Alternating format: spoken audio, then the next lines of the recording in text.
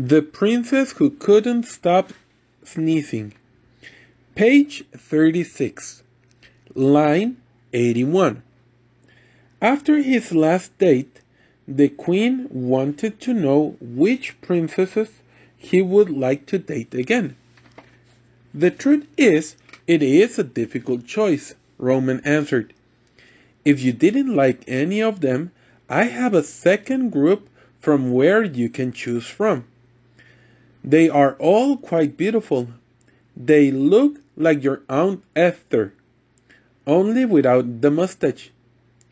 I'm sure you'll find a suitable wife among them. That's not the problem, Roman said quickly, terrified of the possibility to endure another dating group with another 14 vain and mercenary princesses. What happens is that they are all so beautiful and appealing that I would love to take my time before making any choice. I don't want to make a mistake in such an important matter. The Queen wasn't very sure about it, but she decided to give her son a break, with the hope that he would act better without all the pressure upon him. Chapter 4.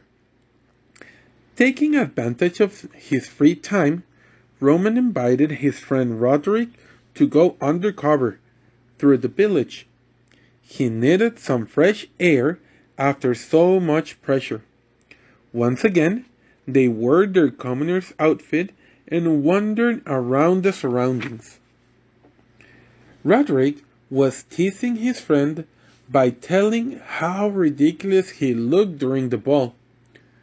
Roman answered that he couldn't romp to victory, that his mother had already spoken to Roderick and they were planning to scheme to get him married too.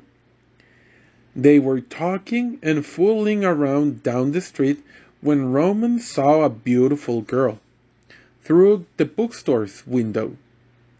She looked quite pretty behind the counter, ordering some books and helping some clients. Two women who were coming out of the store were happily talking, and he was lucky to hear them say, "Rosalinda is very kind, isn't she?" "She's as kind as her father," the other responded. That was the way he learned the girl's name. Roman looked through the window again. He couldn't stop watching her. She had long and silky brown hair, which matched her beautiful big hazel eyes. She went from one place to another, placing one book here and another there. She did it so gracefully that she appeared to float through the air rather than just walking around. The girl felt someone watching her, so she turned around. Roman just barely had time to hide behind the wall next to the window.